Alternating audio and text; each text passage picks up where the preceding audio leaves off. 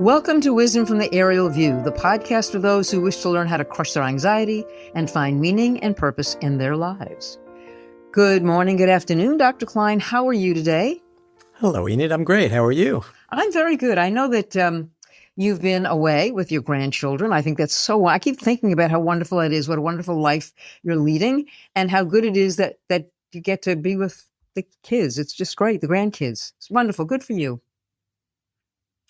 But I wanted to talk to you today about a chapter in your book, the book, for everybody's edification, Wisdom from the Aerial View, the superpower that can change your life and this world. And it can. And I'm perplexed by one of the chapters, so I want to talk about it today. The chapter is called... Are you flummoxed or perplexed? Maybe flummoxed and perplexed. I'm a perplexed flummoxer. Because the name of the chapter is The World is Not What You Think. So today we're going to take a deeper look into the article. And there's an article that actually sits on my night table that I read and reread every night by one of my favorite writers. It's called On the Electrodynamics of Moving Bodies by Albert Einstein. Now, seriously, I've never read it, but I know you have. In fact, it's mentioned in the very first chapter of your book. So let me quote what it is you say about it, and then really let's get into the idea that you and Einstein and others ruminate about on this concept of time. You say, and I quote, "Most of us believe that we have a clear understanding of how time works. We imagine a classic timeline where the past lies to the left, the present is what's happening at the current moment, and the future to the right of the present is blank and unknown. Moments follow moments. Tomorrow hasn't yet occurred, and yesterday is merely a memory. We also accept that time is the same for all of us. We assume a single now on which we all agree. Time passes the same for everyone, no matter where you are, what you're doing. According to Einstein, and proven by many experiments over the past 100 years, the statements that I've just read to you are false. As a consequence of Einstein's theory, it turns out that time is not the same for all of us. And if I'm standing still and you're moving, time will pass more slowly for you. Go fast enough relative to me for long enough, and the difference in the amount of age could be years. You wrote it. Explain that, please." Oh, goodness gracious. Yes, I did write. I do take responsibility for that. Yeah. When I learned about this is called Einstein's theory of special relativity.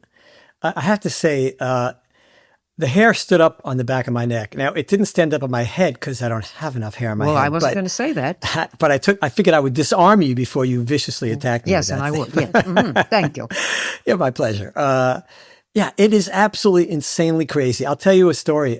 Yes, I was visiting some of my grandchildren in Texas, and I happened to take one of the older ones to a hockey practice. He plays ice hockey. And while there, I was sitting next to a woman whose son was on the same team. And so we were watching the practice together. Luckily, they have a room that's overlooks the ice rink and it's warm, it's heated. So it's very nice. So we were chatting and she told me that she had lost her mother almost exactly a year ago.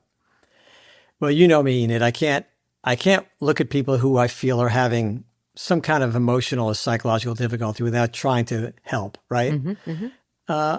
Doesn't always work. You know, I have been known to put my foot in my mouth. But generally speaking, most people will appreciate that you care enough to try and make the effort. Right. So I said to her, look, I have something I can explain to you that I think that might make you feel better. I said, would you like to hear it? She said, sure. I said, okay, I'm going to talk to you a little bit about time. Specifically, I'm going to talk to you about Albert Einstein, the theory of special relativity. And I began to explain to her what you've just asked me about, and that is how time works. So just a little background, this sounded interesting. Isaac Newton from the 1600s, everybody knows who Isaac Newton was. He created these theories of physics that have proven to be extremely accurate and been used for hundreds of years. And it wasn't until Einstein came along in 1905 to actually, I won't say disprove, but to change some of the things that Isaac Newton had professed as what was reality was how the world works. One of those things was how time works. So Isaac Newton talked about this clockwork universe, meaning that there's a giant clock somewhere and it's ticking off the same no matter whether you're where we are or in a spaceship or on another planet. It doesn't matter. There's only one universal clock and it's the same for everybody. Now, the time would be different basically on time zones. Obviously, California is different than New York and so on. But the idea that allowing for the differences in time zones, the actual time that goes by is the same. So, if, the theory is if you're in California and we're here in Washington, D.C., and we set our clocks, we say ready, set, go, we turn on our atomic clocks, our highly accurate clocks, the time will tick off the same whether we're in California or whether we're in New York. That's true, except if one of us is moving relative to the other. If two people are at rest, like let's say you're in California and I'm here, because you deserve a vacation, we'll send you to California. But not on an airplane. I have to start walking. No, we're gonna beam you there because I know you don't like airplanes. No. But we would just start our atomic clocks and they would just click, click, click. And when we stopped them, we'd say, the same amount of time passed for both of us, which is true if we're both sitting still. But if one of us is moving, then the time will pass differently. So the faster you go, the slower your clock goes. So if you were to, for instance, even though, let's put me on the plane, you don't like planes. Let's say you stay here and I get on a plane and I start flying. Okay. And now I start going really, really, really fast. It actually doesn't matter how fast, but we wouldn't notice the difference unless I'm going very fast. The faster I go, the slower my clock goes. So when we get back together again, if I've gone really, really fast, like some fraction of the speed of light, and I come back to you and we look at our clocks, my clock will have gone a shorter amount of time, would have traversed a shorter amount of time than your clock. There would be a difference in our clocks. This is what Albert Einstein discovered. So when you extrapolate that idea, okay, so all you have to get from that is that time is not the same for everybody. If you are in motion relative to somebody else, your clock will tick more slowly than that person. So if I run fast, I won't age. If you run fast enough, you will age, but much more slowly. Which is why if you send somebody off on a spaceship at some fraction of the speed of light and send them out for some amount of time, like a year, they'll come back. They'll be way younger than you are. So it's true. This is actually true. This is not science fiction. This is science. This is younger, physics. But what about their cells? I mean, are the cells younger? What's younger? So if I send them up in space and they come back, they're younger. In what sense are they younger? So let's say you both leave at the age of 10 years old. Okay. Right? Exactly on your birthday. Okay. And this person flies off into space at some fraction of the speed of light for 5 years. I'd actually have to do the calculation or get some very smart physicist to do it. I could probably ask ChatGPT to do it. But when that person came back, let's say 2 years had gone by. Mm-hmm. So you would have aged 2 years, but he would have aged less than 2 years. Now, his clock would be ticking along the same rate. He wouldn't notice it. He would think everything's just hunky-dory. Time was passing just quite normally. But when he got back, less time would have elapsed on his clock than your clock. He would be younger than you. You started off at 10 years old. You would now be 12. He'd be some number less than 12.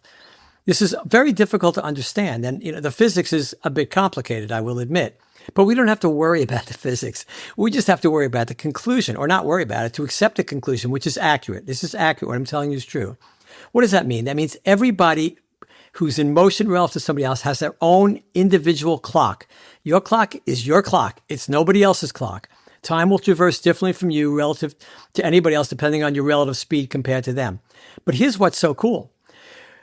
What that means is that, let's take two events. Two things happen. A firecracker goes off and a light goes on, right? Okay. And you would say they happened at the exact same time. You're sitting still. You look, there's a firecracker to the left of you. There's a light to the right of you. The firecracker goes off. The light goes on. They happen to go on at the same time. You would say they are simultaneous events. Right. Let's say somebody is moving relative to you, either towards you or away from you. It doesn't matter. They would not see those two events occurring at the same time. And here's a very simple way to think about it. The light from both has to travel to that person. So let's say you're on a football field on the 50-yard line, and the firework is to the left of you and the light is to the right of you. The switch is thrown and both of them go on at the same time. And you would say, yes, they're simultaneous events. They happen at the same time. Let's say somebody is running out of the stadium. They start where you are and they start running out of the stadium, right? So the fireworks is further away from them than the light, which is on the other end of the field. one of those things is closer to them than the other. Light has to travel a distance to hit that person, to get to that person. So if that person is running away, it's going to take longer for the light from, let's say, the fireworks to get to them, and then the actual light that we turned on gets to them. They would say one happened before the other. You would say, no. They both went on the same time. And he would say, no, they didn't. The fireworks went off before the light. Who's right? You're both right, because you each have your own clock. Events that are simultaneous to one person will not be simultaneous to another person if that person is in motion relative to you. Tell me the practical application of that. You said, let's go back to the woman at the ice skating rink, hockey rink. I'm going to get to that. I see. I'm ahead of you because you've been ahead of me always. This is nothing new. Because I'm moving and you're just stationary. Go ahead. No, this is because you are more mature, more thoughtful, and wiser. Well, that is true, and I have more hair on my head. So go ahead. Well, that's way more. Yeah. Keep going. I'm listening. All you have to get at this point is that there's no such thing as a universal clock. Isaac Newton's clockwork universe is wrong. There's no such thing as a universal clock. Everybody carries their own individual clock relative to anybody else, depending on how fast they're moving. There's no such thing as absolute time. That's the first thing. There is no such thing as absolute time. That alone is a mind bender, right? You would assume that everybody's experiencing time the same. What Einstein discovered 100 years ago, more than 100 years ago, it was 1905. So now it's 120 years ago. Time flies. But it's amazing that people don't know this 120 years later, that there is no such thing as a universal clock. There is no such thing as absolute time. Time is relative to your motion in space, relative to somebody else. Simultaneous events, two events that you would swear happened at the same time. Somebody in motion relative to you would say, no, Enid, those two things did not happen at the same time. One happened first, the other one happened afterwards. So who's right? You are both right. You are both right. You have seen them as simultaneous events. The other person has not. One has occurred before the other because they're in motion, and it takes time for light to travel, right? So if you're moving away from an event, it takes longer for that light to get to you than it would for somebody who's sitting still, right? That's number two. So what does that all mean? Okay, this has tremendous repercussions.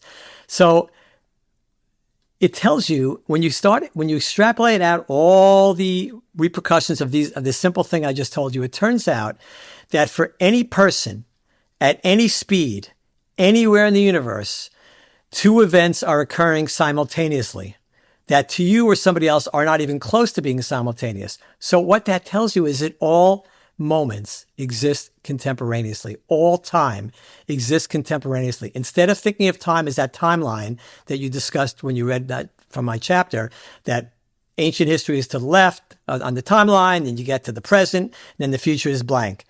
And it looks like this, like a railroad track. You're moving from past to future, right? But that's not true. The correct way to think of time is what is often referred to as a block universe, or one of the scientists who I really like, Brian Greene from Columbia University, calls it a block of ice. I use instead the jukebox of time. I used to use a loaf of bread, and my daughter made fun of me, but my daughter's very funny. And she would just make fun of me because she'd go on this little, soliloquy about, this loaf of bread and slicing it. She'd just make a mincemeat out of me, right? So I then went to the jukebox of time, which anybody who's been listening to this podcast will know we talk about all the time. The jukebox of time, which is this gigantic, near infinite jukebox with an infinite number of records, and each record represents a moment of time. Instead of like in a normal jukebox is where one record plays and goes back in, then the next record plays, goes back in.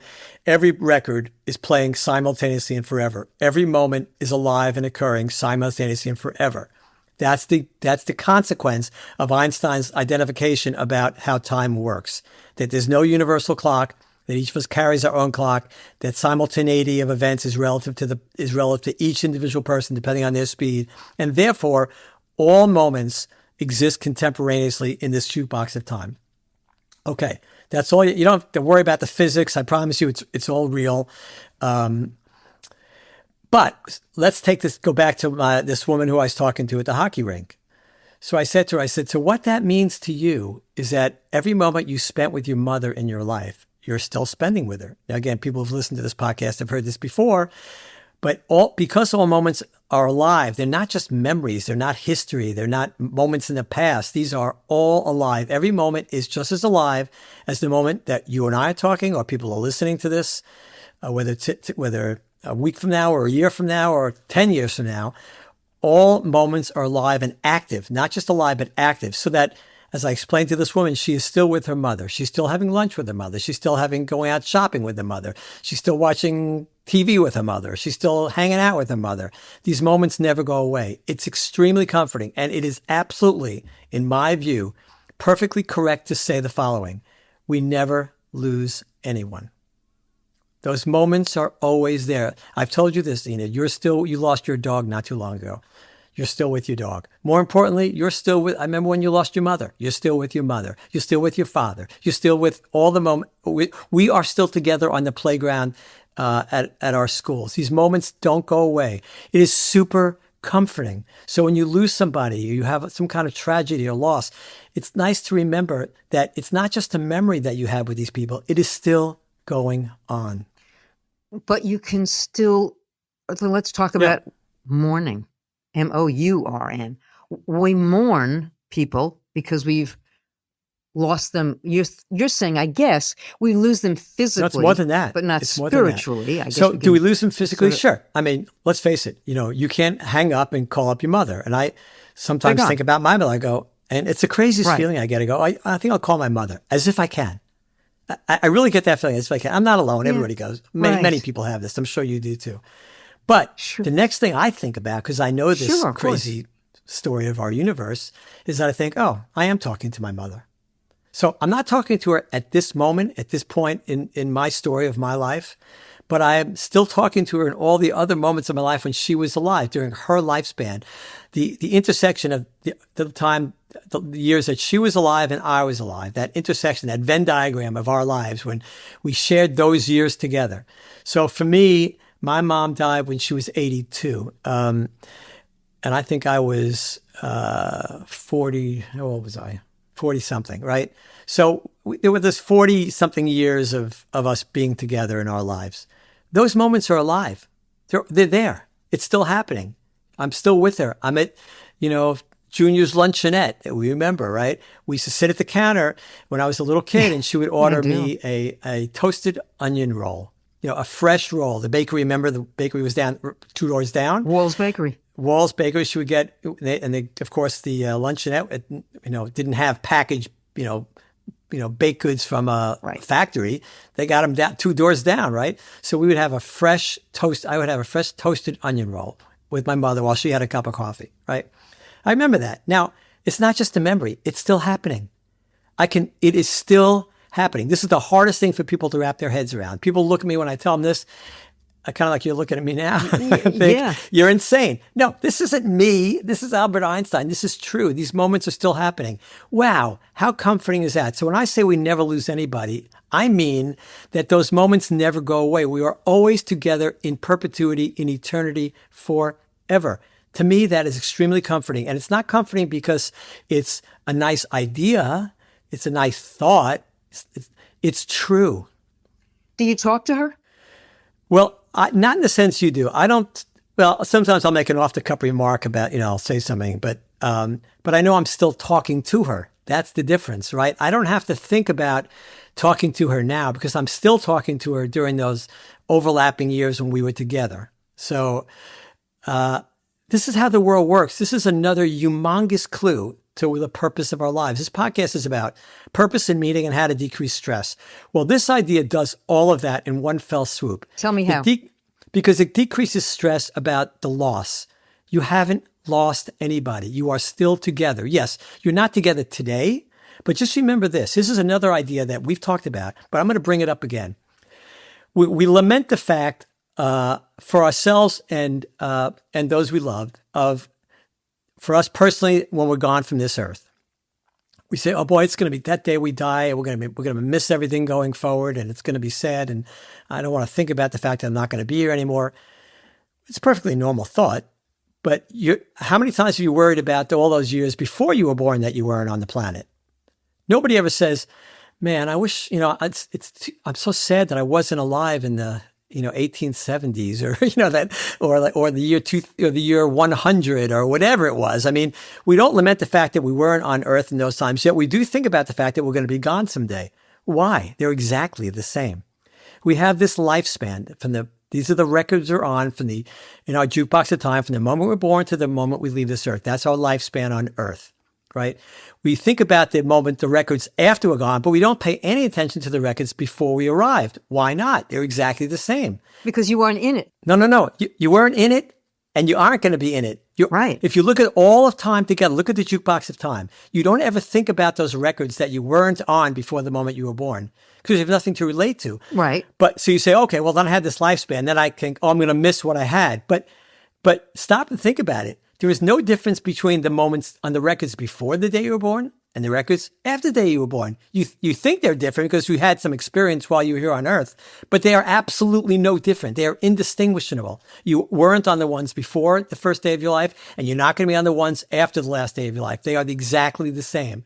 This is a clue. This is a huge clue to why we're here. Don't worry about the moments after you die. You should worry just as much about them as the days before you arrived. They're meaningless. You have a set number of days or moments, let's say, on this earth. What's the point of them? What are you going to do with them? I know I'm going to die. I must be here for a reason. Or let's put it this way. I think we're here for a reason. It's possible we're not, but I'm going to go with that we are. We've talked about that a lot. Okay, what is it? Well, what am I supposed to do while I'm here? What am I supposed to do on those records that constitute the lifespan that I have? I can't do anything about the ones before I was on here, and I can't do anything about the records after I'm gone. But what can I do with the ones that are the records that I'm on? Make the world a better place. Help as many people as you can. Grow as many ways as you can. Become a person of substance. That's the point. So the stress should go away when you understand this, because you're going to be on a certain number of records. You weren't on ones before you got here, and you're not going to be on the ones after. Stop worrying about death. Stop worrying about the end of your life. Stop worrying about what if. You didn't worry about before you got here. Don't worry about after you're gone. That's number one. So that decreases stress. That when you stop worrying about your own death and you recognize it for what it is, that the record after your last record, being no different than the record before you were born, then that should release at least, I think but at least some of the stress of worrying about your demise, your own length of your life. But what happens? I'm going to throw a curveball at you, I think. So what happens if you're sitting and watching television and you realize that your heartbeat is really slow? But you're worried. Why? This is just not you, but if somebody else, why would that person worry if they're not really worried about death? Yeah. Well, I'll explain to you. So if that were to happen to somebody, I think that person should not worry. Yeah. And I can tell you that we're just goofing around here, folks, because I had told Enid before we started that I had this experience where my heart rate got very low. I don't worry about that at all. I find it more interesting than anything else, but I don't worry about it. I do not worry about my death. No, because it's a foolish thing to worry about. First of all, every moment of your life is playing in perpetuity. You don't ever go away. But you weren't worried about your death, but you were worried about your health. No, I was more interested than anything else. It doesn't matter. It doesn't matter. That's one of the points. It is so hard to get across to people. It is so difficult that you want to look. Nobody wants to feel poorly. Nobody wants to be in a situation where they can't function and do even the simplest things in life. Nobody looks forward to that. Nobody wants that. I'm not minimizing them. They're no fun. Right. They're not fun for you. They're not fun for the people who have to care for you. It's no fun, right? But it is. It just is. But don't worry about it because it doesn't change anything about your purpose and why you're here. You have a limited lifespan. You have a limited health span. We talk about health span and lifespan, right? Yeah. So you're a limited health span. Now, if you're really lucky, your health span and your lifespan are exactly the same. And that happens to many people, right? So there are people who age exquisitely well and they don't feel poorly until the very end, right? So you want to make you hope your health span is as close to equal to your lifespan as possible. And so you try to do the right things. You eat right. You watch, you watch your blood pressure, you watch your cholesterol, you exercise most importantly of all. You don't drink or you drink to, minimal amounts. You don't smoke, all these things you can do, right? To maximize that health span. But there is a limit to your lifespan for sure. For everybody, 100% of people have a limited lifespan. Longevity is not the goal. It can never be the goal. It never was the goal. It shouldn't be the goal. Stop thinking about that as the goal. Start thinking about the fact that you're on a certain number of records and they will be playing in perpetuity. Whatever you do in your life is going to be happening in perpetuity. So you do something really bad, you're going to be doing that really bad thing for eternity, right? Let's try and minimize those. None of us are perfect. Let's try and minimize those. Let's try and maximize the good things we do. Let's try and make something of our lives, become people of purpose by acquiring accomplishments, developing relationships, being honest, becoming a person of integrity, all those things we talk about all the time. Maximize the value of your utility to others. That's how you maximize your life. Then those records are going to be fantastic going forward. They'll always be playing, and people will, that life that looks like you left behind, but you really didn't leave behind, will be exemplary forever. You will forever be doing the wonderful things you do. And I like to use you as an example, even though you don't like when I do this. Yeah. But you have spent your adult life taking care of other people. You've been feeding them, whether they be poor people, especially elderly people. You've been taking care of people. Wow. What a legacy. What a lifespan. That's fantastic. So, if people want to emulate somebody on this podcast, emulate Enid, because she walks the walk. You see, there we go. But that's the point. That's how you minimize your stress. That's how you maximize your purpose. And when you understand how time works, that we each have our individual clocks, that it means that all time exists contemporaneously and all moments are alive and active forever, for eternity. Those records never stop playing. This is another combination of minimizing stress, because you realize longevity is not the purpose of life, and maximizing your meaning and purpose. I have to say, it is a very difficult concept to understand. And I make jokes and we're playing a little, with each other, and it's just hard to wrap your head around. But the longer I listen to it, the more I realize maybe it's got something there. I don't know. I mean, in many respects, it's a scary concept, because we're talking, as you and I, as we age, you don't, but I do. I think, what happens when I'm gone? What happens to this? What happens to that? And what you're telling me, and what I need to start thinking about and believing in, is it doesn't matter. It's what I do now, right? And not to worry. So it will reduce stress if I actually start unstressing. Well, the good news is you don't have to believe me, because that article you have on your, the right, that I read every night. The electrodynamics of moving bodies. Yes, By the way, it. that is the name of Einstein's paper on special relativity. It's not called the paper on special relativity. It's called on the electrodynamics of moving bodies. By the way, it's one of the greatest discoveries of all time, and he did not win the Nobel Prize for that, believe it or not. He did win one Nobel Prize. They saved that for Trump. The reason I have that beside my bed is because I thought it was about moving bodies, and I put it in my bedroom, and I thought, well, this is terrific. And then I stopped reading it because it wasn't about that at all. No, it's not really that good. But right. But it's fascinating. But you understand so getting back to this woman in the hockey rink. So when you understand how time works, and you understand that all moments exist contemporaneously, and this is not myth, this is not fiction, this is actual physics. I like to say it's not faith, it's physics. Yeah. Then it's easier to look at your life as the book that we talk about. So you're not really aging. You're just on a different page. And I wish we had more time. We have to discuss something that I thought about. This one, all our episodes go fast for you and me. Yeah. I hope for the listeners. But this one seems to go exceedingly fast. But we have to talk about consciousness and how consciousness fits into this idea of aging and moving through time.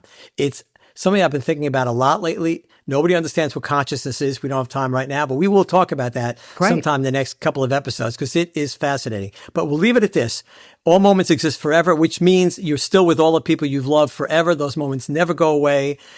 We never really lose anybody. Okay, I'm going to end with, as I usually do, with something from your own book again. You say, our confidence in how our world works should be shaken. My goal is simply to prove beyond any doubt that the world you thought you knew is not the world in which you live. Our senses deceive us. These hard clues are like icy cold water poured on us as we sleep. They should cause us to leap up and question just about everything. Thank you. Thank you for this, as always. This is a lot to think about, a lot to chew on, but I'm going to do it. And I thank you, and I'm looking forward to a conversation about consciousness. So we'll hold that for another time. But in the meantime, thank you. I appreciate this, and I will give you the final word. Final word is the world's a crazy place, but all the clues in physics point to the fact that our world is indeed different than we think, and it opens up the possibility to lives of purpose, meaning, and very little stress, hopefully. Thank you, Enid. Always a pleasure. Thank you, everybody, for listening. We'll speak to you next time. Peace.